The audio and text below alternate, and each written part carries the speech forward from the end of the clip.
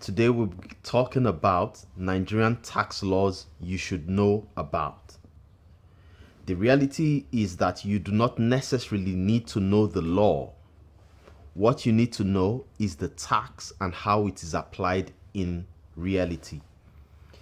And the reason why you need to know is so that you can fulfill your obligations as a good corporate citizen and to avoid a situation where people are taking you for granted or trying to exploit you because you're not aware of your rights and you're not aware of your obligations.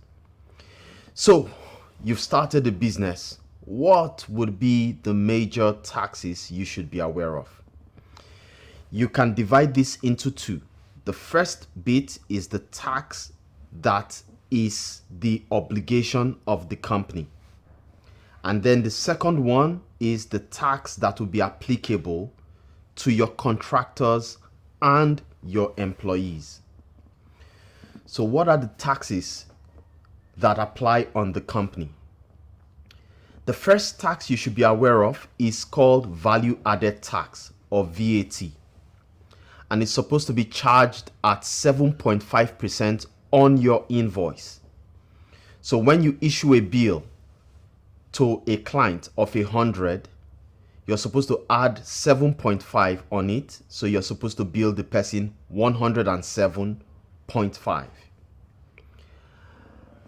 Now you are supposed to collect that 107.5, keep 100, and pay over 7.5 to the government as your VAT. This depends on the type of business you're involved in, because that's the standard rate of VAT, but there are some businesses that are VAT exempt. For example, if you're supplying educational materials or you're supplying medical appliances or medical services, those will have VAT at zero. Actually, not even 0% VAT, but exempt from VAT. So you need to know whether your product or services are VATable or whether your products and services are VAT exempt. Now, when you have been able to determine that, you will then issue your invoice plus 7.5% VAT to your customers if your products are VATable. There are some businesses that can claim the VAT they charge to their customers. They can claim some of the VAT they incur on their expenses. This group of taxpayers are very limited, or businesses are very limited. They are limited to goods that you buy to resell. So if you're a trader and you buy clothing and you've been charged 7.5% VAT on the purchase of clothes, and then you're now selling to your customers and you charge them VAT, the VAT you suffered when you paid your customer, you can offset it against the VAT you're charging to your own customers and only pay the difference between what you charge to your customers and what you paid to your supplier for goods you purchased to resell. The second type of tax you need to be aware of as a business is the tax on the profit of that business. And there are two types. One is called personal income tax and the other is called company's income tax. Now, if you you don't pay the two of them at the same time. So it just depends on the type of business that you set up initially. So if you set up as a sole proprietorship, then you pay personal income tax. But if you set up as a limited liability company, then you pay company's income tax. The personal income tax is at a graduated rate from 7% to 24%. But you will get what we call a consolidated relief allowance of 20% or 21%, depending on your income, which means that the highest possible tax rate for someone who operates a sole proprietorship would actually be 18.96%, which is the rate after you have granted that consolidated relief allowance. And for a sole proprietorship, the filing of the returns must be done 3 months after year end, which is in March. Now, for a limited liability company, they'll pay company's income tax on the profit, and that's at 30% of the profit. Although there are other taxes like tertiary education tax of 2% that is also applicable on the assessable profit of the company. How you calculate the taxable profit and the assessable profit will be given to you as part of your reading materials. And then, that settles the taxes at the corporate or at the business level. Then you also have other taxes that are applicable on contractors.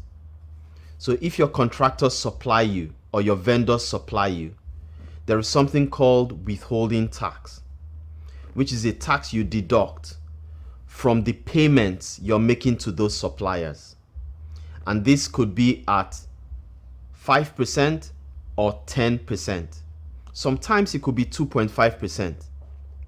The 2.5% is a special rate that is applicable on construction of buildings, of bridges, of power plants, and similar type of construction. So that 2.5% will be deducted on the amount you're paying to the construction company. But it could also be 5% or 10%, depending on whether the person you're paying is an individual or the person is a company. Now, how you determine these rates is also important, that you actually study and understand how you determine the rates and who you pay to. If the vendor or the supplier is an individual or a sole proprietorship, then you have to remit the withholding tax to the State Internal Revenue Service. And if the supplier is a company, then you remit it to the Federal Inland Revenue Service. So that would cover the taxes or your responsibility as it relates to your contractors. Remember that sometimes you also could be a contractor or a supplier to another company. So you don't be surprised when that other company that you supplied also deducted withholding tax. But don't be worried. The withholding tax you suffer when that your customer deducted it from your payment, you can collect what we call credit notes from the tax authorities. And those credit notes, you can use them to offset your payment of personal income tax if you're a sole proprietorship, or company's income tax if you're a company. So it's important that you understand that not just for your contractors or suppliers, you may also suffer withholding tax, but you can get the benefit through a credit. For your employees, there are many obligations you need to think about. The first one is that those employees are also individuals. So they are liable to what we call personal income tax on their salaries. However, you will not wait for them to go and file their returns. The law actually places an obligation on you as an employer to deduct what we call pay as you earn from their salaries. And the pay as you earn that you would apply depends on their salary level per month. Remember, I told you that the personal income tax rate is at a graduated scale from 7% to 24%, depending on the salary band. So when you earn more than 3.6 million per annum, any salary above that 3.6 million is subjected to the highest tax rate. So you would need to compute this for each of your staff, and a template will be provided to you for how you compute the pay as you earn. There are some reliefs apart from the consolidated relief which I told you about. There are all other reliefs. For example, the employee's pension contribution would also be deductible in determining their pay as you earn. Their pay as you earn has to be remitted every month on or before the 10th of the following month in which they receive the salary. And also you have to file a pay-as-you-earn return at the end of the year. And the timeline for this is on or before the end of January of the following year of their salaries.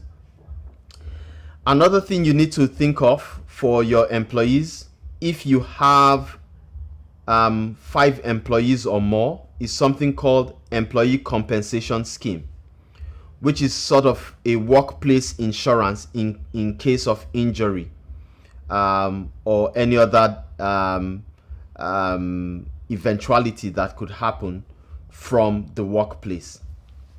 And this is deducted from their salary at 1% of payroll cost, actually, at 1%. In fact, you're not supposed to deduct it. You are actually supposed to, as a business, contribute that 1% to what we call the Nigeria Social Insurance Trust Fund. Another thing you need to think of is pension. If you have 15 or more employees, then you'd have to make contribution to a pension fund administrator selected by your employees. And that contribution is 10% of their monthly emolument. Will be your responsibility to contribute that, and you'd also deduct 8% from the employees, which would amount to their own contribution. So from whatever salary they are earning, you deduct 8%, but you as the employer, you're supposed to contribute 10% into the pension fund administrator selected by the staff. There is another type of contribution you need to make for your staff called the National Housing Fund. And this is applicable at 2.5% of the basic salary of your employees. So every month, when you're paying them a salary, in the salary breakdown, whatever you determine to be the basic salary, you would need to contribute 2.5% or deduct 2.5% from their salaries and make a contribution to the Federal Mortgage Bank of Nigeria. Now, it looks like it is adverse or onerous at the beginning, but in the future, any employee that has contributed to the fund for a period of time could actually approach the Federal Mortgage Bank for a mortgage. And that mortgage could be as much as 15 million naira at reduced rate of interest. And the last count, it was about 5%. And then the final one is industrial training fund, which is another 1% that you contribute as an employer for your employees. So these are some of the major tax laws that you should be aware of. There are a few others. For example, if you're in the oil and gas industry, when you are involved in contracting in the oil and gas industry, you will discover that 1% will be deducted from your payment because that's also a statutory requirement. In your learning pack, you will see the timelines for all these contributions and how to calculate them.